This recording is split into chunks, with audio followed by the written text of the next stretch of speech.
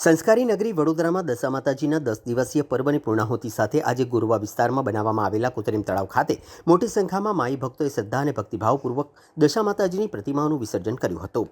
10 દિવસ સુધી માતા દશાજીની પૂજા અર્ચના અને ભાવભક્તિપૂર્વક સેવા કર્યા બાદ ભક્તો મોડી રાતે વિસર્જન યાત્રા સાથે ગુરવા કૃત્રિમ તળાવ ખાતે પહોંચ્યા હતા. ધાર્મિક માહોલ વચ્ચે વિધિવત પૂજા અર્ચના બાદ પ્રતિમાઓનું વિસર્જન કરવામાં આવ્યું. આ નિમિત્તે પાલિકા દ્વારા પણ અને શહેર પોલીસ દ્વારા પણ અગાઉથી તમામ તૈયારીઓ પૂર્ણ કરાઈ હતી. તળાવ ખાતે શ્રદ્ધાળુઓને કોઈ અગવડતા ન પડે તે માટે લાઇટિંગ, બેરિકેડિંગ અને અન્ય જરૂરી સુવિધાઓ ઉપલબ્ધ કરાવવામાં આવી હતી. ખાસ કરીને સુરક્ષાને ધ્યાનમાં રાખીને પોલીસ બંદોબસ્ત પણ ગોઠવવામાં આવ્યો હતો. પાલિકાની ટીમ પણ સમગ્ર વિસર્જન પ્રક્રિયા દરમિયાન સ્થળ પર ખડેપગે હાજર રહી વ્યવસ્થાનું સંચાલન કરતી જોવા મળી હતી. કોઈ અનિચ્છનીય ઘટના ન બને અને વિસર્જન કાર્યક્રમ શાંતિપૂર્ણ રીતે સંપન્ન થાય તે માટે પોલીસ અને પાલિકાએ સતત દેખરેખ રાખી હતી. શ્રદ્ધાળુઓએ પણ શિસ્તબદ્ધ રીતે વિસર્જનમાં ભાગ લઈ ધાર્મિક આસ્થા અને દશા માતાજીને ભાવભીની વિદાય આપી હતી. 10 દિવસની દશામા વ્રત આજે સંપૂર્ણ થાય છે અને આને સાથે સાથે સમગ્ર શહેરમાં દશામા મૂર્તિઓની વિસર્જન થનાર છે.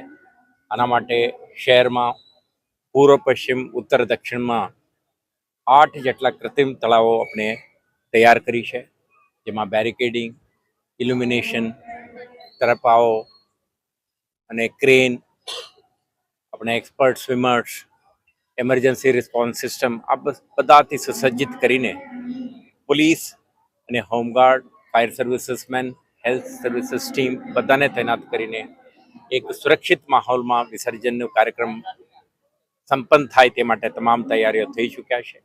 વડોદરા શહેર પોલીસ તરફથી વરિષ્ઠ અધિકારીઓ, 2000થી વધારે પોલીસ અધિકારી કર્મચારીઓ, સાથે સાથે હોમગાર્ડના માનદવેતકો તૈનાત રહેશે. શહેરના જુદા જુદા વિસ્તારમાં આપણે ટ્રાફિક ડાયવર્શન પ્લાનને પણ અમલમાં મૂકી છે.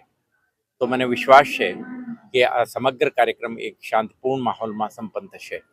શહેરવાસીને પણ આપણે અપીલ છે કે જાહેરનામાના પાલન કરો, બિનજરૂરી વાહન લઈને પ્રતિબંધિત વિસ્તારમાં પ્રવેશ કરવાની પ્રયાસ ન કરો અને સાથે સાથે જ્યારે વિસર્જન માટે તમે નીકળો છો ત્યારે બાળકો, મહિલાઓ, વરિષ્ઠ નાગરિકો, દિવ્યાંગો સુરક્ષાના પણ ખ્યાલ રાખે અને મોડી રાત્રિ સુધી ચાલનારા કાર્યક્રમ વખતે દરેક નાગરિક સતર્ક બનીને તંત્ર સાથે સાથ સહકાર આપીને આ કાર્યક્રમમાં જોડાય, જેથી કરીને શ્રદ્ધા ભક્તિ સાથે સાથે સુરક્ષાના મંત્ર પણ યાદ રાખે તો હું માનું છું કે આ કાર્યક્રમ શાંતિપૂર્ણ રીતે સંપન્ન થશે.